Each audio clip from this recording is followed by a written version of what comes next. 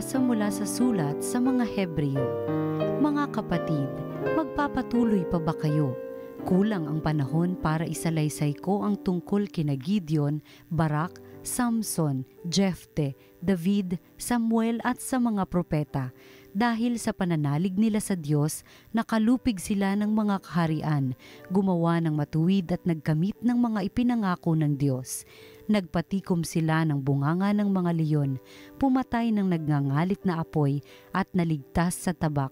Sila'y mahihina ngunit binigyan ng lakas upang maging magiting sa digmaan. Anupat na paurong ang hukbo ng dayuhan. Dahil sa pananalig sa Diyos, ibinalik sa mga babae ang kanilang mga patay matapos buhaying muli. May mga tumangging palayain sapagkat pinili nila ang mamatay sa pahirap upang muling buhayin at magtamo ng mas mabuting buhay. Mayroon namang nilibak at hinagupit at mayroon ding nabilanggong gapos ng tanikala. Sila'y pinagbabato, nilagari ng pahati, pinatay sa tabak. Mga balat ng tupa at kambing ang dinaramit nila. Sila'y mga nagdarahop, aping-api at pinagmamalupitan. Hindi marapat sa kanila ang daigdig. Nagpagala-gala sila sa mga ilang at kabundukan. Nagtago sila sa lungga at mga yungib sa lupa. At dahil sa kanilang pananalig sa Diyos, isang kasaysayang di malilimot kailanman ang kanilang iniwan. Ngunit ang pangako ng Diyos ay hindi natupad sa kanilang kapanahunan sapagkat may lalong mabuting panukala ang Diyos para sa atin.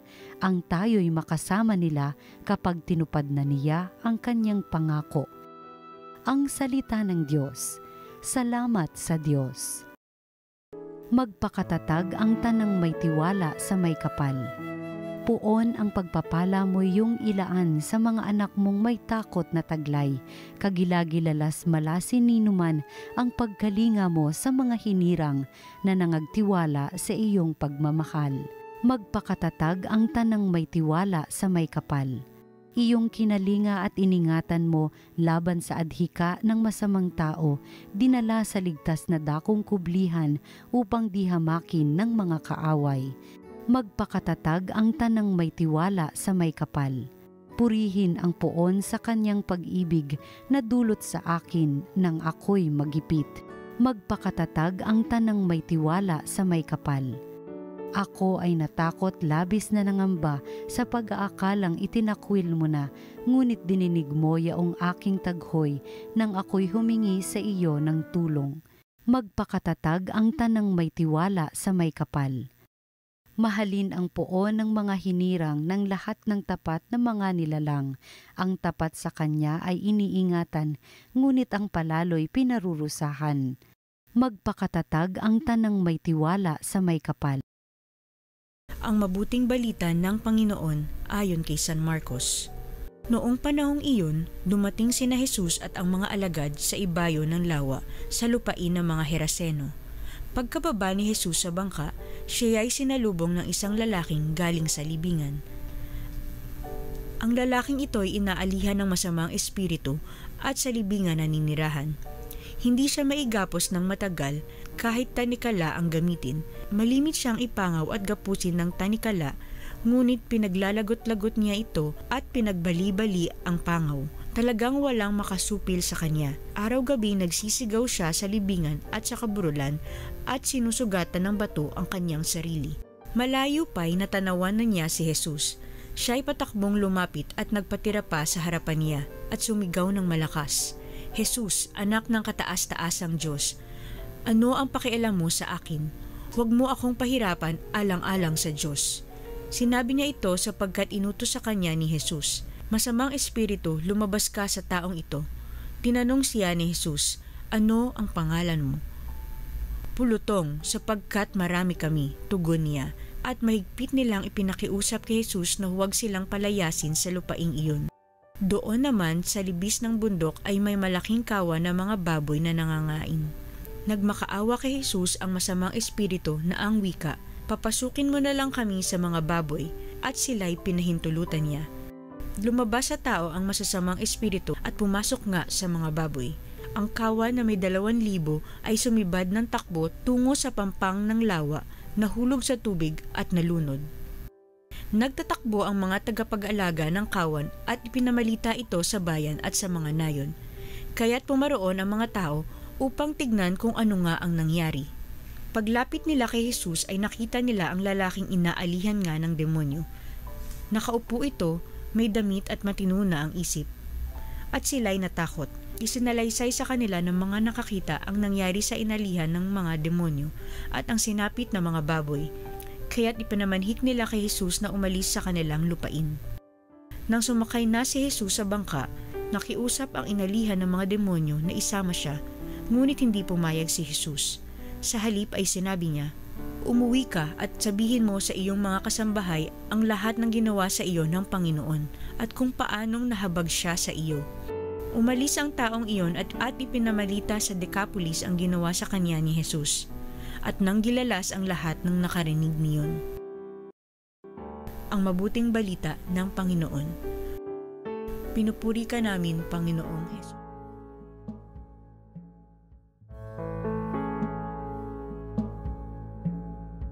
Mga kapanalig, narinig po natin ang mabuting balita para sa Lunes na ito ng ika-4 na linggo sa karaniwang panahon. At sa pagsisimula po ng linggo ay bagamat ang ating ebanghelyo ngayon ay tungkol sa pagpapagaling ni Jesus sa isang inaalihan ng demonyo, ngunit nasa papaloob po dito ang isang maganda at mabuting balita na si Jesus ang nakapagpapalaya sa lahat ng mga naaalipin ng kasamaan.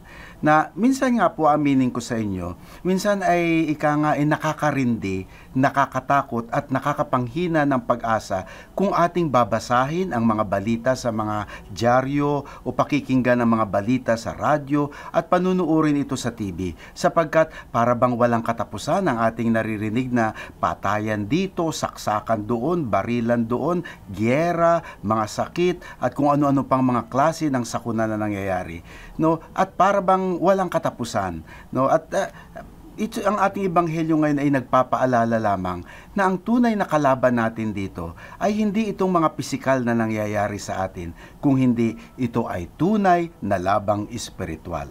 Hindi lamang po pisikal, pero ang tunay na laban magmula pa ng magkasalang ating mga unang magulang sa kahabaan ng panahon ng kasaysayan ng sanlibutan hanggang sa kapanahunan ng ating Panginoon at hanggang ngayon ay patuloy ang pakikipaglaban laban kay Satanas at sa kanyang mga kampon, ang mga demonyo. It is a spiritual battle.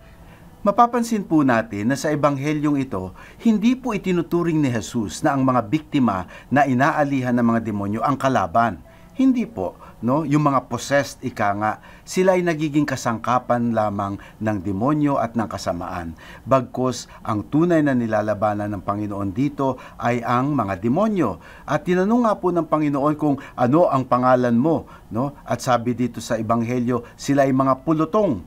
Sa Ingles ay legion. Ibig sabihin, hindi lamang isa, kung hindi marami sila. Naku, ano po ba ang laban ng isang tao, ng isang kaluluwa? Laban sa maraming mga demonyo. Kaya nga po, pakaingatan natin na hindi tayo masasangkot sa anumang gawaing nag-iimbita sa mga kasamaan at lalong-lalo na sa mga masasamang espiritu. Andyan na po yung mga kung ano-anong mga laro, halimbawa, o panghuhula, o mga anting-anting. Pinapayuhan po tayo ng mga exorcist, ang mga pari na nakakapagpalayas ng mga masasamang espiritu, na maiwasan po yung mga pagkakataon na tayo ay mapapalapit sa kasamaan. Sapagkat alam naman po natin na ang demonyo ay lumalapit sa atin, hindi yung may sungay at may buntot at namumula, minsan po ay tunay na parang kaaya-aya ang anyo. Ganun po ang panunukso ng demonyo. Kaya't ingat lamang po tayo. At alam po natin dito na ang Panginoon, never niya nakinonsider na ang mga inaalihan ng demonyo, yung mga tao mismo, ang kalaban. Hindi, bagkus ninanais lamang ng Panginoon na sila ay pagalingin, palayain, at mapabuting muli ang kanilang buhay. Ganun po ang magandang balita na sa ating ebanghelyo ngayon. Sa ating pong kapanahunan ngayon ay mga ibang uri din ng impluwensya ng demonyo o ng mga masasama.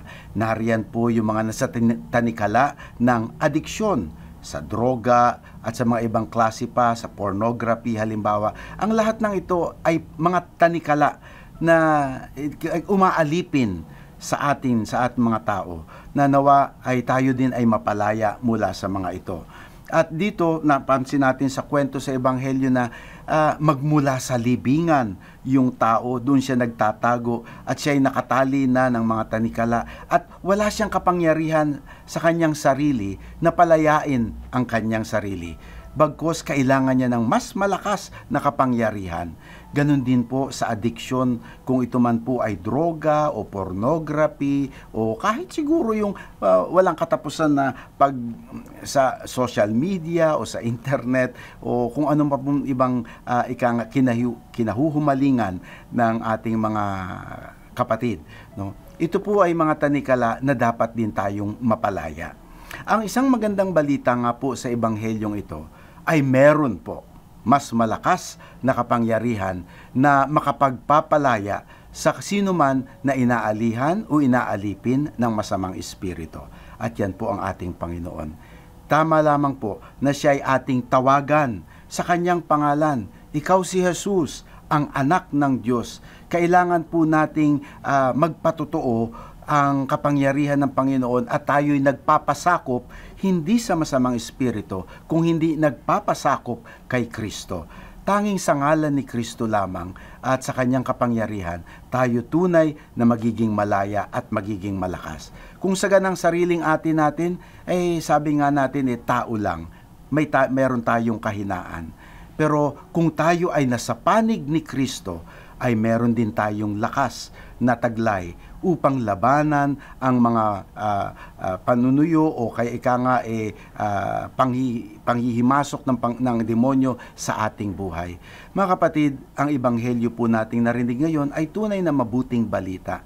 Nawa tayo ay laging nasa panig ni Kristo. Lagi natin siyang tatawagin. At lagi nating ika-cast out, ang masamang espiritu. At sa mga pagkakataon na tila ba tayo ay natutukso, na tayo ay nai-impluensyahan ng masama, ay tumawag po tayo sa ngalan ni Jesus. Dahil sa kanyang tulong, tayo ay kanyang palalayain. Nawa, ang ating mga kapatid na nasisiil ng sakit o ng masamang espiritu o ng anumang uri ng adiksyon ay mapalaya sa dakilang ngalan ni Jesus. Amen.